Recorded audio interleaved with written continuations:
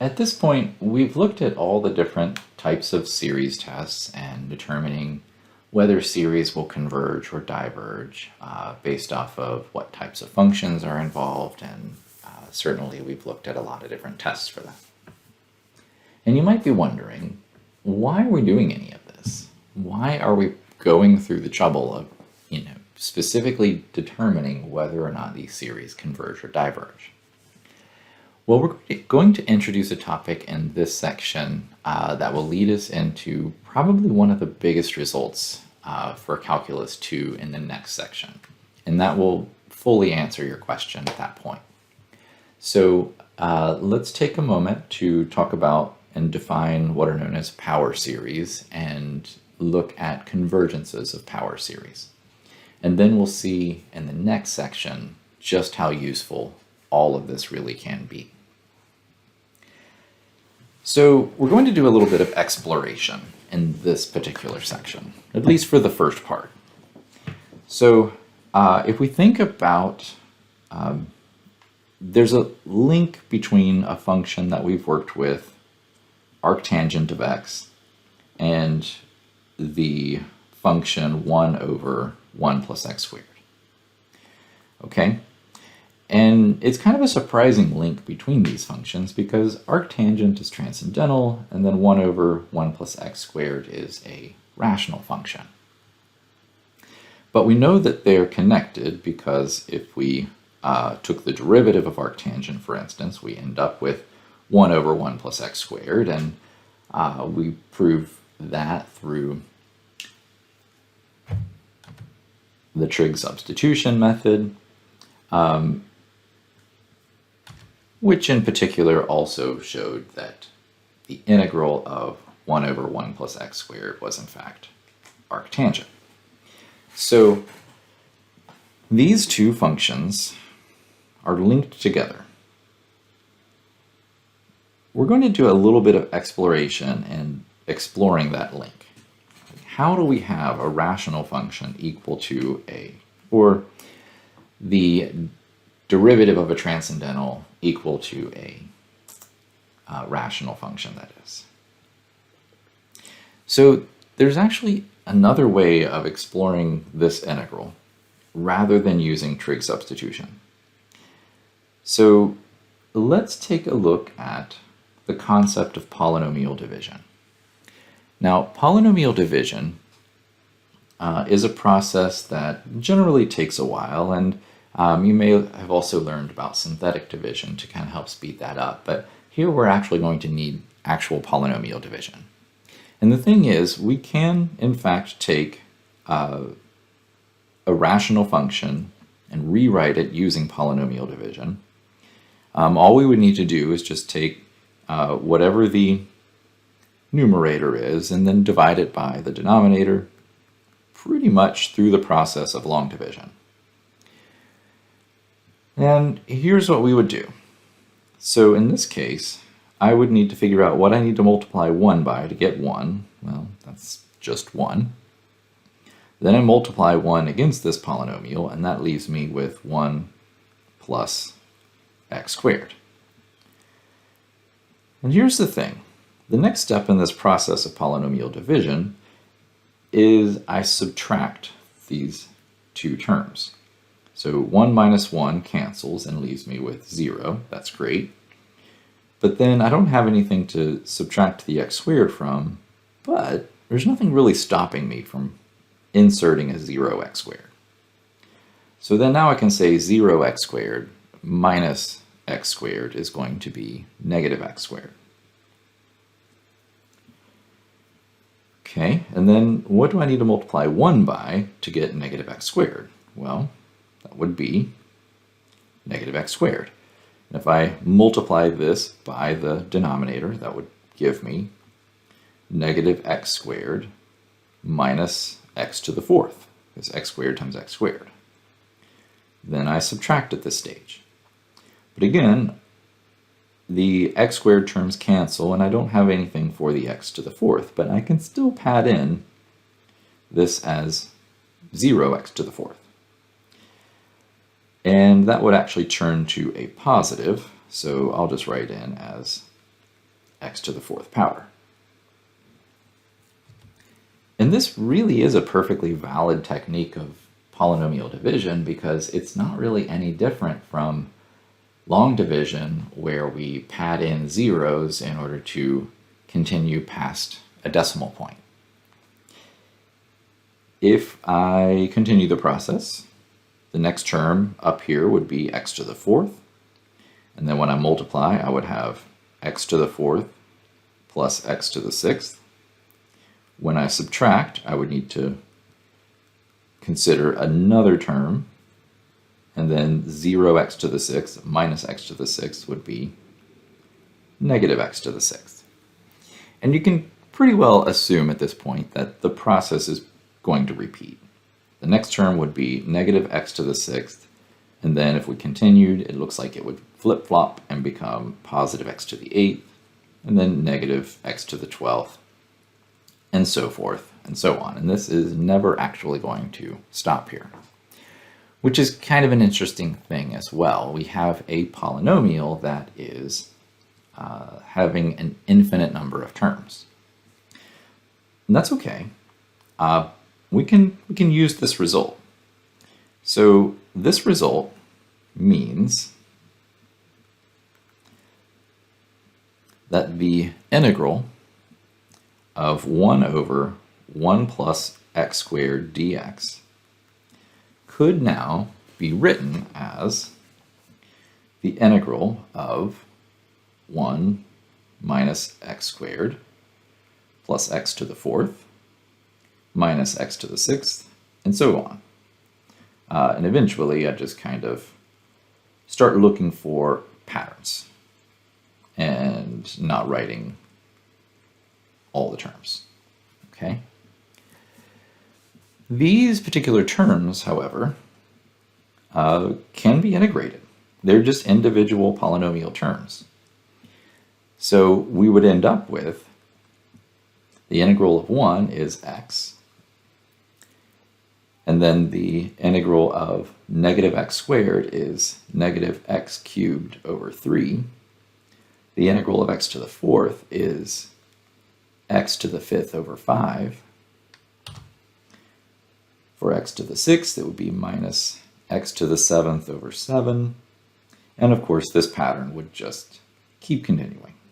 So I'm going to stop it there.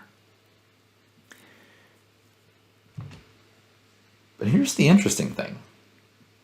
We already knew the result of this thing, the result of this integral, was equal to arctangent. So this is equal to the arctangent of x.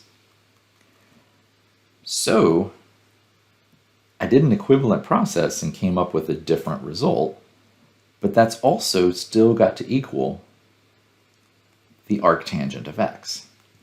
So this infinite polynomial is another way of expressing the function arctangent. That's a big deal, because if you think about how you could go about computing the value of arctangent at different values around the unit circle. Certainly things like pi over 4 we know how to do, but if you wanted to just do arctangent of 1 radian, well, this actually gives you a way of at least approximating the value of what arctangent of 1 radian is, because we can evaluate a polynomial. So that's kind of a big deal there. Let's take a look at this graphically, what it means, and then we'll continue the exploration from there. Okay, what you're seeing here in blue is the graph of the function arctangent. And you probably recognize that from trig. Now, in green, what you're seeing is an approximation, okay, using the polynomial that we just developed. And I have shown here the approximating polynomial, and so far this is only for one term. But the approximating polynomial for one term is just x. Right, that's that first term in the infinitely long series of polynomial terms. If I increase the number of terms, you'll notice we switch different types of polynomials, okay? But what's interesting is they're all centered about 0, and the polynomials agree with our arctangent function right there. And actually, even with just one term in this polynomial, we have a pretty decent approximation for a fairly small range of values, but a pretty decent approximation for the arctangent function. But the idea is if I add terms, so if I add the second term here, which is the degree 3, so minus x cubed over 3, I now have a polynomial that agrees with even more values. If I add the next term, the third term, then that's now got the x to the 5th over 5. And that agrees with even more terms. So this is a new polynomial that converges with the arctangent function even further. And when I say it converges, what I mean is if we, this point right here, what I do, if I move it along the curve, then at this x value, I plug that into both the approximating polynomial. All right, so this is the x value, 0.36. The actual arctangent value is 0.34612, and the approximating polynomial is right now with 3 terms giving me 0.3462. So it's only off by like 1/10,000th at this point. If I extend further, well, then the approximation starts to get further and further away. So it's no longer really converging on the value that I need it to. It's more like it's diverging at that particular point. So it's supposed to be 0.85, but in the approximation tells me that it's 1.035. So the thing is, if I add more terms, so if I add another term here, then the approximation gets better.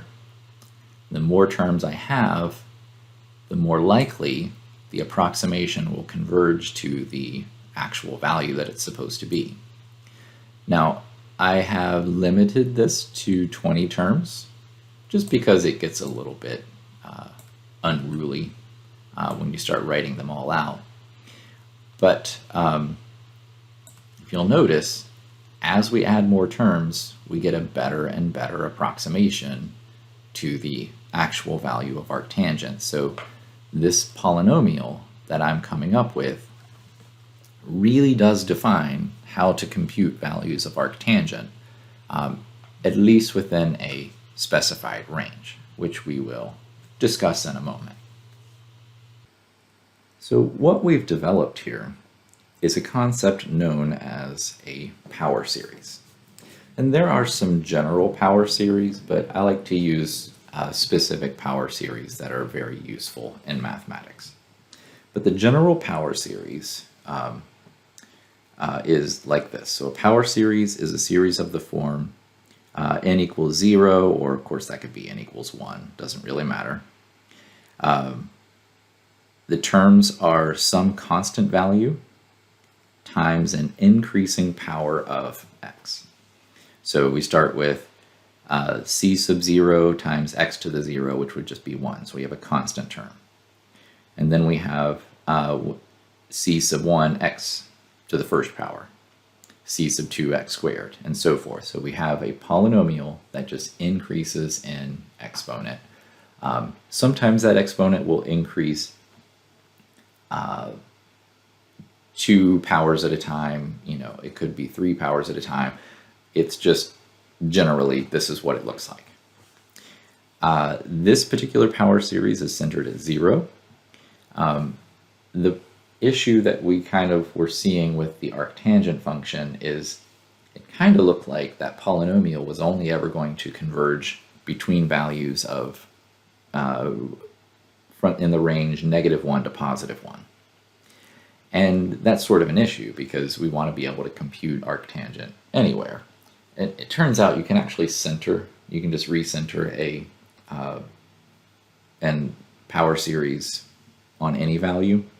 So we could have actually centered the approximation at, say, maybe if we set it at +1, we would have gotten, values that range from, who knows, 0 to 2, possibly. But you can recenter the power series at different points. And that recentering really just looks like using here like a horizontal shift, basically. So x minus some constant moves the series over. All right, so we want to now just formally state a power series for the arctangent function. And we're going to have this centered at 0. We'll learn about recentering later on. But for right now, we're just going to have it centered at 0.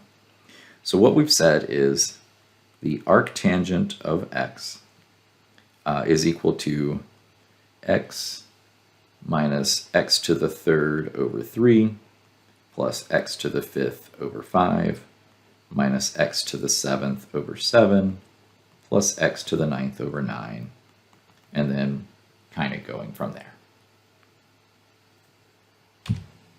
So what we want to do is just write this as an infinite series.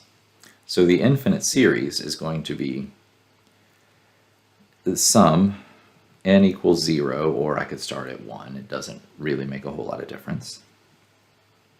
And I just need to find a way of expressing what the general term of this expansion is. So let's start with the easy part. All right, it's clearly alternating, so we can put in -1, and I think I would need to do, actually I could just do n, because I'm starting with 0. -1 to the 0 would be positive. Okay, so then it alternates positive, negative, so that's great. The numerator value of all these fractions has x in it. So x, but then it's getting raised to a power, but it's an odd power, so there's never any even powers here. So if you want to ensure that you have an odd number, the easiest way is to first ensure you have an even value. So if you take any number at all and multiply it by 2, that guarantees you have an even number. The number right after that, or even right before that, is odd. It's just how even and odd values work in terms of integers. So what I can do is something like, say, 2n plus 1, and let's see if that would work. So when n is 0, that would be 2 times 0 plus 1, so x to the 1st, that matches up the correct term. When n is 1, that would be 2 times 1 plus 1, so 2 plus 1 is 3, 3rd power, great. And the rest should match up fine. But then I also have a denominator, but that denominator matches that exponent, so that would also be 2n plus 1. So we can express the arctangent function x as this infinite series. So any value of x that I put in, so let me make sure it's very clear here. You put in an input to the value x, and that gets replaced here. And then this series can determine the value of arctangent at that particular place. Okay, there's some nuance. We'll look at that in just a moment, but that's the starting point.